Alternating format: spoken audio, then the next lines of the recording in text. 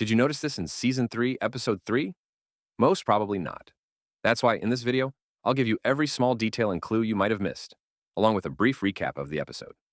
This is Recap God, and you're watching a recap, analysis, and clues from Season 3, Episode 3. We won't follow the natural flow of the episode. I'll break down each part and cover it all. Let's see what's going on in Tabitha's life. She says she's missing something and believes there must be clues in the basement paintings. She hears the sound of bottle trees and asks Henry if it's real. Henry tells her that Miranda used to make a lot of these, and this one is actually a replica. The original bottle tree is in a park about 30 to 40 minutes away. Tabitha tells Henry to take her there right away. Henry mentions that it was under that tree, while he and Miranda were on LSD, that all these strange things started happening. Notice Henry's car's license plate, 1976 GS. The car plays a song called Blue Asterisk. Coincidence number one. Both Jim and Tabitha love that song, and Henry says Miranda also loved it. As they drive toward the bottle tree, coincidence number two happens. Tabitha finds the same wristband in the glove compartment. When she asks, Henry says Miranda made it for him. Tabitha starts acting strangely and says that she made it for Jim. The exact same thing. Jim had lost it, and she found it at the diner in Fromville. She questions whether any of this is real.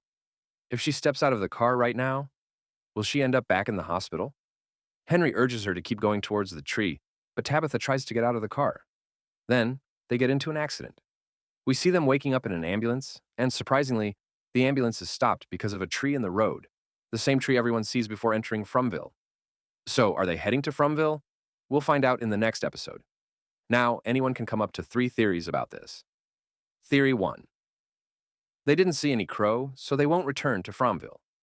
Wrong. They will go to Fromville, and I have proof. We see the same officer in the ambulance with monsters in the show's trailer. I did some digging for you, so please like this video if you appreciate my effort. Theory 2. They will return to Fromville and meet their family. Tabitha will reunite with the Matthews family, and Henry will meet Victor. It would be really interesting if the plot follows this. Proof for this theory? We see the same ambulance in the trailers in Episode 3. Theory 3. The most interesting one, they will go to Fromville, but in the past. Yes, a time loop. Why? Because there's been an ambulance in the town, and it makes sense that Miranda actually made the wristband for Henry. Tabitha was holding it when the accident happened. The ambulance workers kept it in the vehicle with Tabitha and Henry, and they traveled to past Fromville. Then, Tabitha left the wristband at the diner, where she originally found it. The wristband she made for Jim was, in fact, lost in the outside world. Anyway, it's all going to be really interesting in the upcoming episodes. In Fromville, we see Victor calculating the distance between the trees. We also see Ellis and Boyd talking. Notice the pants Ellis is wearing. Do they have talisman symbols, crows, and trees? Anyway, Boyd tells Ellis that they're going to play offense and catch one of the monsters. Ellis knows the plan isn't great, but says he's with him. Then Donna comes in and asks what's going on. Boyd explains the plan, and she starts arguing that it's a terrible idea. She asks how they will catch the monsters, and even if they do, how they'll make them give up any information. Donna says they aren't human, but Boyd tells her that Christy said these monsters were human once. Donna leaves, telling Boyd to plan it carefully and not to rush, also warning Ellis to be careful because he's going to be a father soon. Boyd is working with Wood when his imagination conjures Cautry, who tells him his idea is stupid and will get him killed if he tries to catch the monsters. Boyd ignores him and, when finished, says that what he's making isn't for the monsters but to name the deceased. Boyd then goes to Randall and asks to stay in the bus for the night, while Randall can go sleep in the sheriff's station. Fatima sees a cow being cooked, and the smell disgusts her so much that she starts punching the cook. Just kidding. She just leaves the room, but with a very strange expression. She goes towards some rotten food and starts eating. Tilly catches her eating it. Later, Tilly talks to Fatima, telling her she used to lick the inside of eggshells when she was pregnant and hated the smell of her favorite foods. But it all suddenly stopped, and she went back to normal. Maybe she's trying to tell Fatima not to worry. It might be because they want the baby to be healthy, and Tilly could be there for that sole reason. Fatima tells her she can't tell anyone because they'll think something's wrong with her or the baby, hinting at the fear of becoming a monster. She confesses she's very scared, saying she was never supposed to have a baby, and doesn't even know if the baby is okay. Tilly tells her, "Let's find out," and goes to get tarot cards, saying they'll reveal if the baby is all right. Elgin is also seen sleeping nearby. Fatima gets upset when she sees the cards and tells Tilly she doesn't believe in them.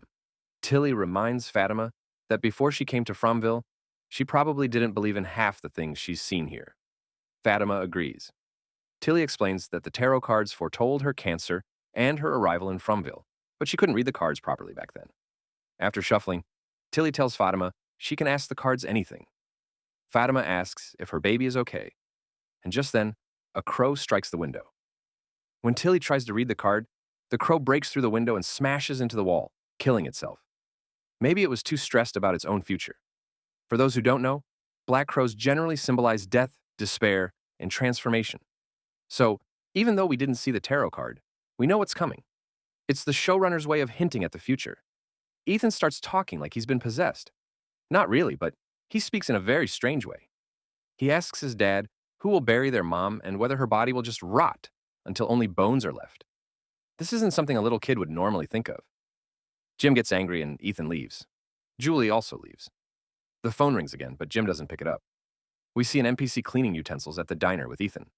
Boyd arrives, and Ethan explains it's so that Tien-Chan likes it. Boyd tries to motivate the NPC, but Ethan says he's being delusional, unsure if there's a way out and just clinging to hope. Kenny guides some townsfolk through the strange place where he saw the statues, huts, and found food. Jade sees another illusion. A man with a knife in one eye grabs him. Jade freaks out and says he's going back to town. Kenny and Christy warn him that if he goes now, he won't make it back before dawn. Jade still starts running. Christy tries to stop him, but her leg gets caught in one of the traps. In the snowy forest, Christy is still trapped. Jade, Kenny, and another NPC try to help her. Note that this is the same NPC who fought with Donna in the previous season. They're racing against time to free her leg before dark. Suddenly, we hear the sound of crows. Jade and the NPC break some rods from the statues and use them to open the trap and free Christy. Jade experiences more strange illusions, and they take Christy back to the huts. We also see that Victor visits Sarah and explains that they need to build a fort, and he will tell her a story. Looks like something big is about to be revealed. Some more clues I found out was, this map points when joined for the symbol Jade was looking. It looks almost the same. And if you look on the statues seen, there also we see that. Am I tripping? We will find out soon, I guess.